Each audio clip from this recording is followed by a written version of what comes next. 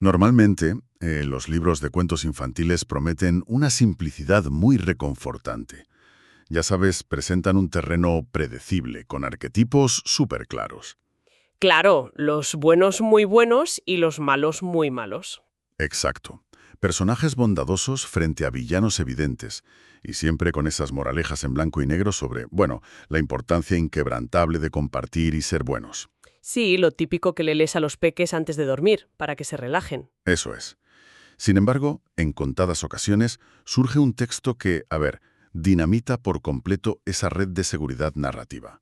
Un texto que sumerge de lleno en la compleja, fría y, a veces implacable realidad de cómo los seres vivos toman decisiones estratégicas. Y madre mía, si lo hace, es brutal. Totalmente. Y por eso, el objeto de nuestra inmersión a fondo de hoy es precisamente una de esas rarezas.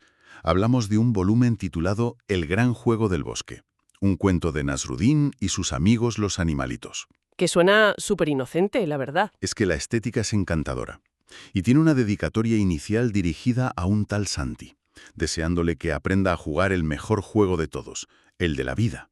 Pero, bajo todo eso, se esconde un tratado sorprendentemente sofisticado. Resulta un choque de mundos absoluto. Quien se acerque a estas páginas buscando rimas infantiles va a terminar encontrándose con un manual avanzado sobre sistemas complejos. Es una locura. Sí, sí, la genialidad de esta obra radica en cómo redefine la noción misma de interacción, ¿sabes?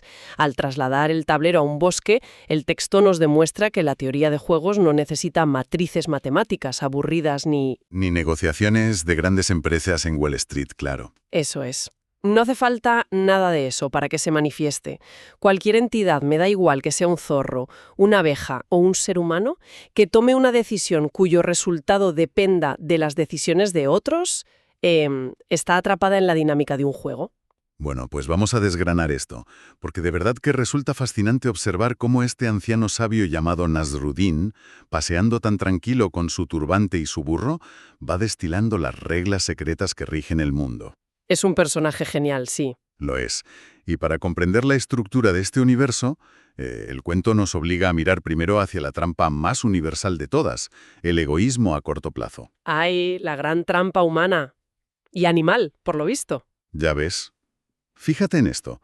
Nasrudin llega al bosque y se encuentra con el zorro y el conejo frente a una cesta de manzanas recién descubierta. Las manzanas de la discordia. Totalmente. Ambos tienen dos opciones absolutas, sin puntos intermedios: compartir o agarrar. Y la estructura de incentivos es la siguiente. Si los dos deciden compartir, obtienen 3 manzanas cada uno. Que es un trato excelente y súper equitativo, la verdad. Claro, todos contentos. Pero, y aquí viene el drama, si el zorro decide agarrar todas las manzanas, mientras el conejo confía y elige compartir, el zorro se lleva 5 manzanas y el conejo se queda con 0. Pobre conejo, se queda mirando. Exacto. Y por supuesto, a la inversa también pasa. Si el conejo agarra y el zorro comparte, el conejo se lleva 5. A ver, este planteamiento describe con una exactitud casi académica el modelo fundamental conocido como el dilema del prisionero. El famosísimo dilema del prisionero, sí. Verdaderamente trágico de este modelo no es que los jugadores se equivoquen o sean tontos. Al contrario, actúan con una racionalidad perfecta y, precisamente por eso, terminan en el peor escenario posible. Es que es paradójico. O sea, pensando bien, acaban mal. Claro, analicemos el mecanismo interno. El zorro sabe que si el conejo comparte, a él le conviene agarrar para llevarse 5 en lugar de 3. Lógico. Y si el conejo decide agarrar, al zorro también le conviene agarrar para llevarse al menos una manzana en lugar de quedarse con 0. O sea, haga lo que haga el otro, a él siempre le sale mejor agarrar. Exactamente. Matemáticamente, la traición se convierte en lo que llamamos la estrategia dominante. Protege contra el peor de los casos y maximiza el mejor. Y claro, como ambos procesan esa mismita lógica defensiva, porque el conejo tampoco es tonto, los dos deciden agarrar y acaban llevándose solo una triste manzana cada uno. Desperdiciando las 3 que tenían totalmente garantizadas. Es una pena. Es una barbaridad. Y esta paradoja de la racionalidad individual destruyendo el beneficio colectivo se manifiesta constantemente en los entornos de la vida real. Uf, todo el tiempo. Pensemos, por ejemplo, en la asignación de recursos dentro de una gran corporación, para quienes nos escuchan y trabajan en oficinas. Si el departamento de marketing y el de desarrollo de producto comparten sus bases de datos, la empresa entera prospera. Todos ganan. Claro. Pero si marketing oculta sus datos para destacar ellos solos, mientras desarrollo sí los comparte, los de marketing se llevan las medallas y a los ascensos. Y desarrollo se queda con cara de tonto. Tal cual. Y el miedo a ser el único pringado que cede información provoca que todos los departamentos se aíslen, dejen de colaborar, y la empresa entera se estanca. Es el zorro y el conejo, pero con trajes y corbatas. Literal. Ahora bien, viendo la crudeza de esta trampa matemática, a mí me surge una duda razonable. ¿Resulta la cooperación siempre la opción verdaderamente lógica? ¿O es simplemente una convención moral que la sociedad nos intenta imponer desde pequeños para evitar el caos? Bueno, lo fascinante aquí es que la matemática pura demuestra que la cooperación constituye, de forma objetiva, la opción superior. No se trata para nada de una concesión ética o de ser buenas personas. Ah, no. No, no. Piensa en el sistema cerrado del zorro y el conejo. 3 manzanas más 3 manzanas suman 6 manzanas en total, ¿verdad? Pues ese es el valor máximo extraíble de ese entorno, 6 manzanas. Si uno agarra y el otro comparte, la suma es 5 y 0. 5 en total. Ostras, ¿es verdad? ¿Se pierde una manzana por el camino? Exacto. El fracaso no reside en la viabilidad matemática de la cooperación, reside en el entorno de incertidumbre. La cooperación exige un salto de fe. Requiere confiar ciegamente en el otro, básicamente. Eso es. Requiere confiar en que la otra parte no ejecutará su estrategia dominante.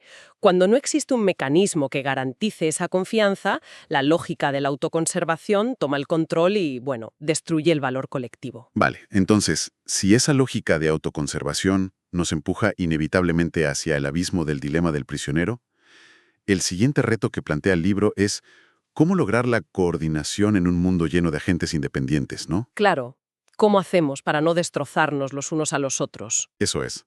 Y para ilustrarlo, la narración da un giro y nos traslada a un lago cristalino, que es el hogar de la vieja tortuga Sofía.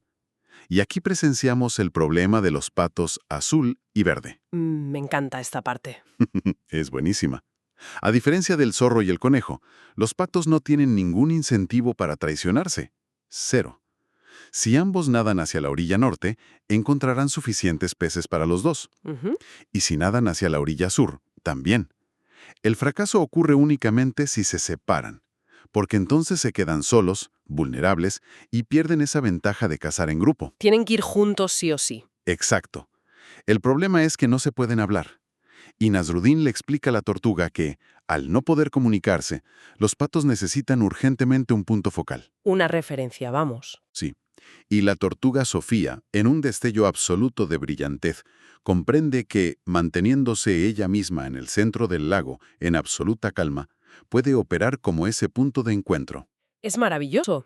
Y lo que Nasruddin celebra en ese momento es el descubrimiento instintivo de lo que llamamos el equilibrio de Nash, bautizado así por el matemático John Nash. El de la película de Una mente maravillosa. Ese mismo. Un equilibrio de Nash define, digamos, un estado del sistema donde ningún participante tiene incentivos para desviar su estrategia, siempre asumiendo que los demás van a mantener la suya. O sea, si el pato azul sabe de fijo que el pato verde irá hacia la tortuga, cambiar su rumbo hacia otra orilla no tiene ningún sentido lógico. Cero sentido. Más allá de esto, la idea del punto focal, que fue desarrollada por Thomas Schelling, explica cómo las mentes independientes logran converger sin hablarse. ¿Y cómo lo hacen? Pues, ante la falta de comunicación, los agentes gravitan de manera natural hacia la característica más prominente o especial del entorno. En este caso, una gran tortuga en medio del lago. Es que ese instinto de convergencia es asombroso. A ver, imaginemos a un grupo de amigos para quienes nos escuchan y van a conciertos. Pierdes la cobertura del móvil en medio de un inmenso festival de música. Uf, el terror absoluto. Total. Hay decenas de miles de personas. Ruido, caos, es de noche. Sin embargo, por pura intuición compartida, todos acaban reuniéndose junto al puesto principal de comida o, no sé, bajo la noria gigante. Sí, simplemente asumen que los demás pensarán que ese es el lugar más obvio. Exactamente.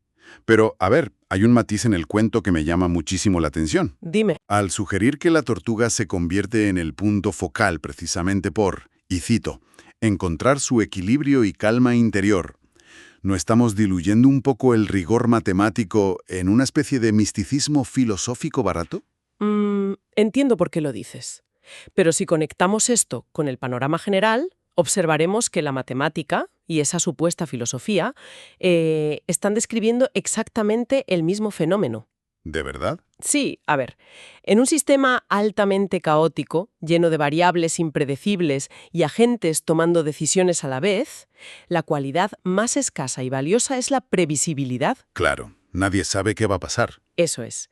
Un jugador que mantiene una consistencia inquebrantable, que no reacciona impulsivamente al ruido de su alrededor, reduce drásticamente la volatilidad de todo el sistema. Ah, vale. O sea que esa calma zen de la tortuga no es solo postureo espiritual. Para nada. En términos de teoría de juegos, es una estrategia de emisión de señales altamente fiables. Su inmovilidad la convierte, matemáticamente hablando, en el ancla que el resto de los jugadores necesitan para reducir su propia incertidumbre. ¡Qué barbaridad! O sea, esa convergencia entre la quietud interior y la estabilidad del sistema es brillante. Sin embargo, coordinarse en el lago resuelve el problema de un único día, ¿no? Claro, es algo puntual. Pero la existencia en el bosque no es un evento aislado que ocurre una sola vez. Es un ciclo continuo. El sol sale, se pone y vuelve a empezar. La vida sigue. Y la dinámica estratégica se transforma radicalmente cuando el juego tiene memoria. Aquí la cosa se complica. Mucho. El libro introduce este salto conceptual a través de Buzzy, una joven abeja que entra en escena completamente obsesionada con agotar todo el néctar disponible en ese preciso instante. La típica impaciente. Total. Buzzy argumenta ante Nasruddin que, al acaparar más que las demás abejas, básicamente está ganando. Claro, ella ve el néctar como una puntuación. Exacto. Pero Nasruddin, con una paciencia infinita, le expone la diferencia estructural entre los juegos finitos y los juegos infinitos. Le advierte que la vida lleva millones de años desarrollándose y que si destruye las flores hoy, solo para declararse vencedora, mañana el juego habrá terminado para todos, claro. No habrá más flores. Así de simple. Es que Buzzy opera bajo la falsa premisa de que está en un juego finito. Piensa que hay condiciones de victoria claras, un cronómetro y competidores a los que hay que machacar. Como en un partido de fútbol, digamos. Exacto. Pero en los juegos infinitos, el objetivo principal jamás es ganar. El único objetivo es perpetuar el juego. Seguir jugando. Seguir vivos, en el caso del bosque. Eso es. Y para navegar esta realidad infinita, la reina abeja interviene y revela la estrategia óptima, que se conoce como tit for tat. Que vendría a ser como un ojo por ojo evolucionado, ¿verdad? Lo has clavado. El algoritmo de esta estrategia es súper elegante en su simplicidad. Escucha, el primer movimiento siempre consiste en cooperar. Se empieza con buena fe. Me gusta. Sí. Y a partir del segundo turno, el jugador se limita a copiar exactamente el movimiento anterior de su contraparte. O sea, si tú compartes, yo comparto. Ajá. Pero si el otro te traiciona, tú respondes con traición. Vale. Hasta ahí el ojo por ojo clásico. Sí, pero aquí viene la magia. En el instante en que el otro vuelve a cooperar, se otorga un perdón inmediato y se retoma la cooperación. Cero rencores. ¡Qué bueno! Y el texto destaca un hecho histórico incuestionable. En los años 80 se organizaron unos torneos de ordenadores famosísimos para descifrar el dilema del prisionero iterado, jugándolo miles de veces seguidas.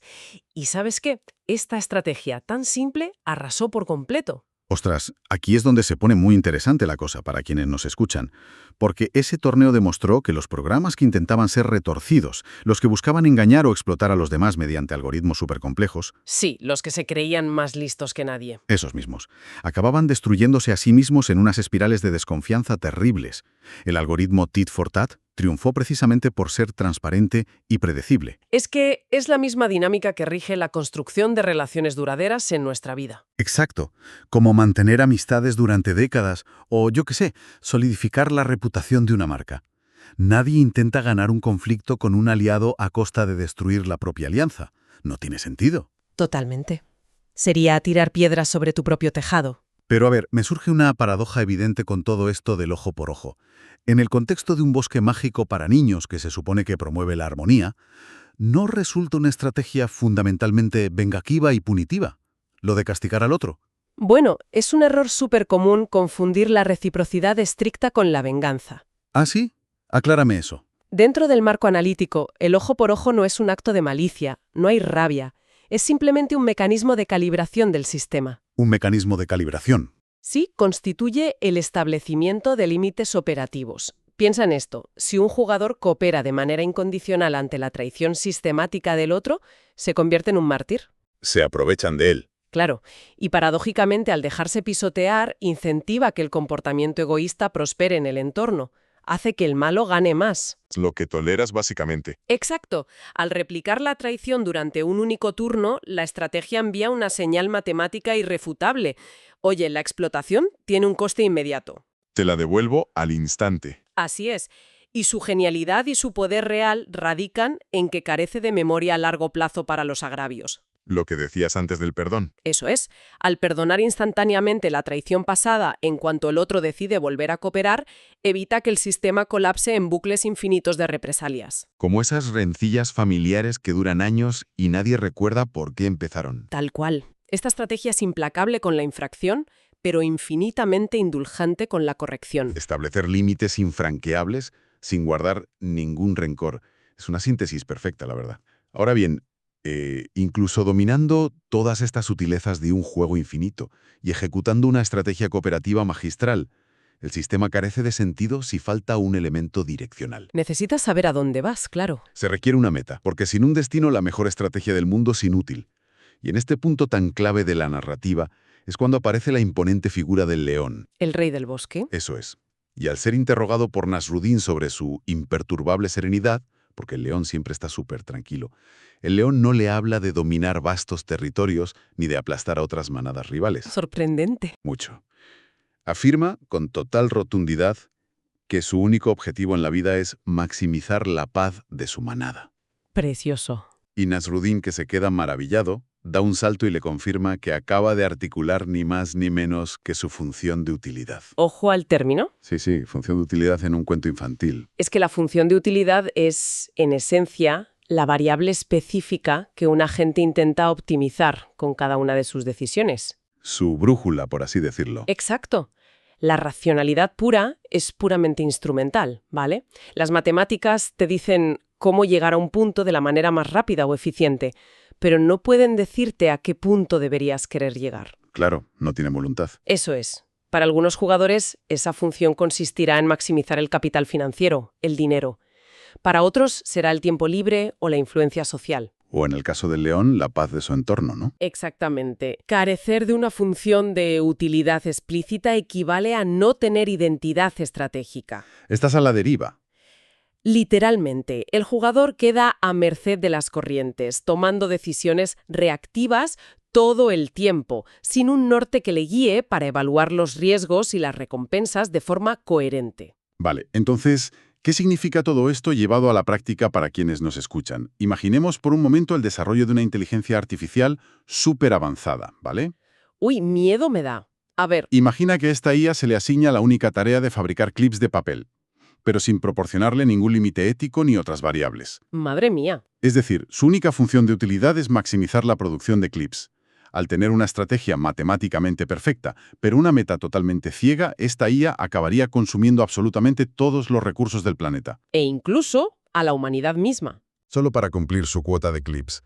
Es como conducir un coche superdeportivo por una autopista perfecta, pero sin saber el destino y a ciegas. Un peligro constante. Total. Trasladando esto al comportamiento humano, el león reina precisamente porque domina su propia métrica de éxito. No necesita que nadie le diga qué debe querer. Ahí le has dado.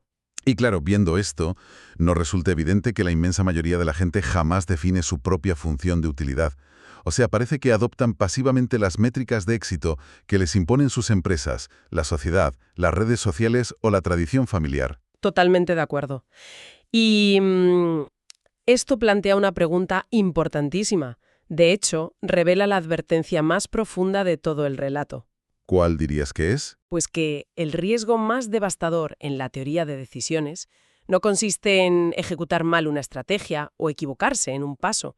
Consiste en jugar de manera brillante el juego equivocado. Uf, qué duro suena eso. Jugar de manera brillante el juego equivocado. ¿Es que es así?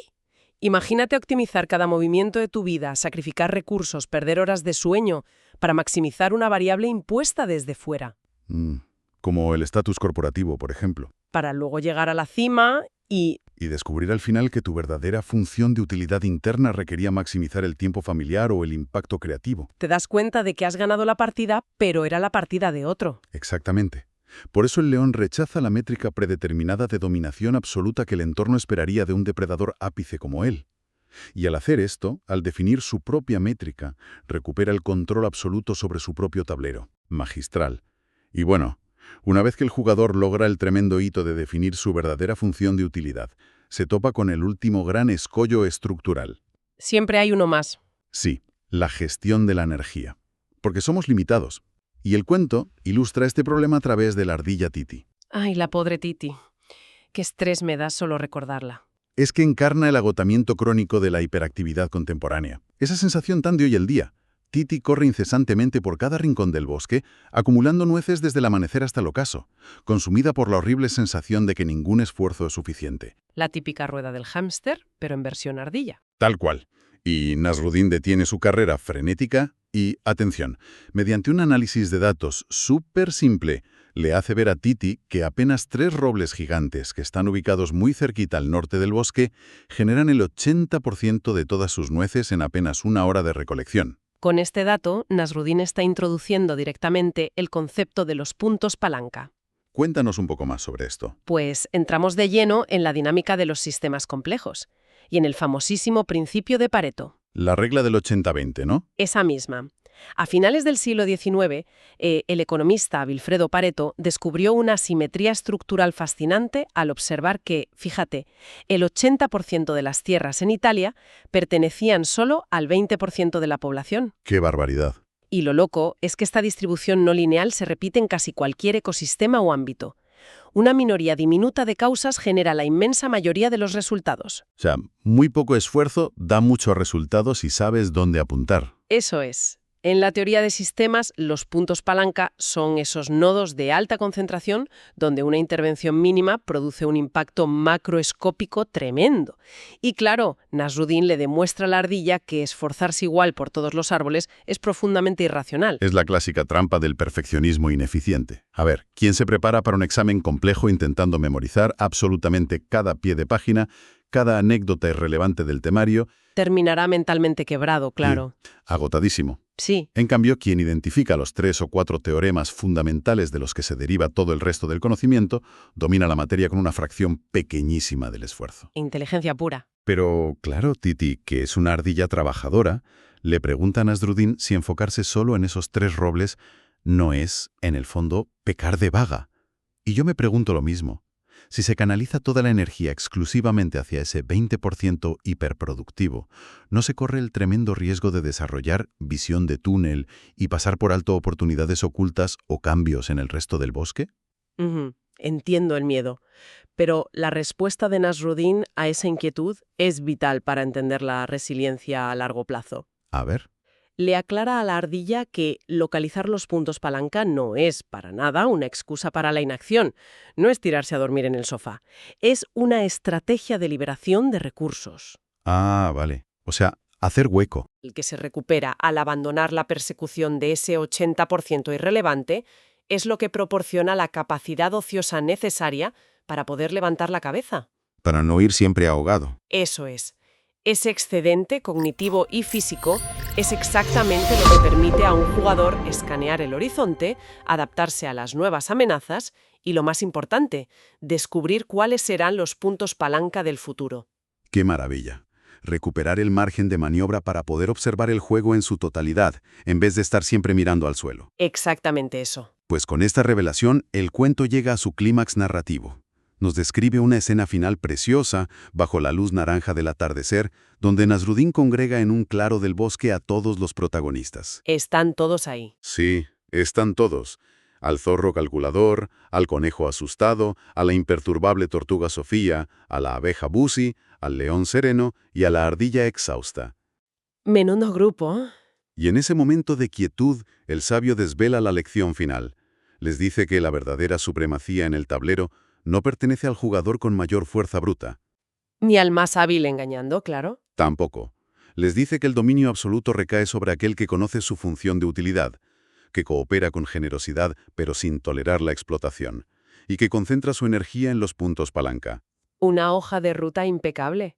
Y luego, con una humildad inesperada para un maestro, Nasruddin confiesa que él mismo falla y se equivoca constantemente en el cálculo de sus decisiones, pero que el secreto definitivo es seguir jugando con amor.